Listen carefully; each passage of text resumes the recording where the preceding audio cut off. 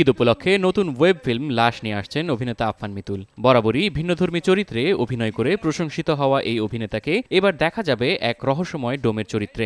Police আমার বাল ফেলাইবো।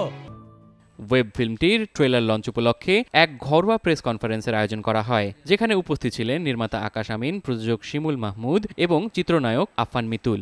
Acting খুবই কঠিন, মানে একটা ক্যারেক্টার জীবন্ত হয়ে ওঠার পিছনে অনেক ডেডিকেশন, ডেসপারেশন, ডিভোশন, ডিটারমিনেশন থাকে। যেমন আমি রমেশ ক্যারেক্টারটা হয়ে ওঠার পিছনে আমি অনেক স্ট্রাগল করেছি, অনেক হার্ডওয়ার্ক করেছি, যাতে মানুষ মনে না করেন যে এটা আর্টিফিশিয়াল হচ্ছে। ট্রেলার প্রকাশের পর দর্শকদের আগ্রহ আরও বেড়ে গেছে। নির্মাতা এবং অভিনেতারা জানান, লাশের এমন একটি গল্প বলা হয়েছে যার দর্শকদের আবেগকে নাড়া দেবে এবং ঈদ বিনোদনে এক নতুন মাত্রা যোগ করবে।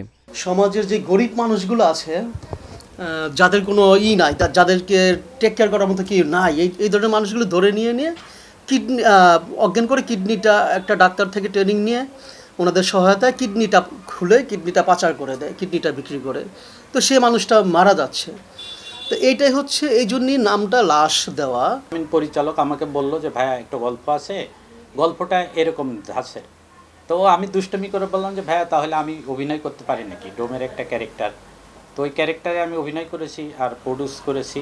আয়োজকরা জানিয়েছেন, ঈদ উপলক্ষে এই ওয়েব ফিল্ম মুক্তি পাবে দেশের শীর্ষস্থানীয় ওটিটি প্ল্যাটফর্মে। চরিত্র, গল্প ও নির্মাণশৈলীতে নতুনত্ব এনে আসন্ন ঈদে দর্শকদের জন্য চমক হতে চলেছে লাশ। সাদ আহমেদ দীপ, নিউজ 24, ঢাকা।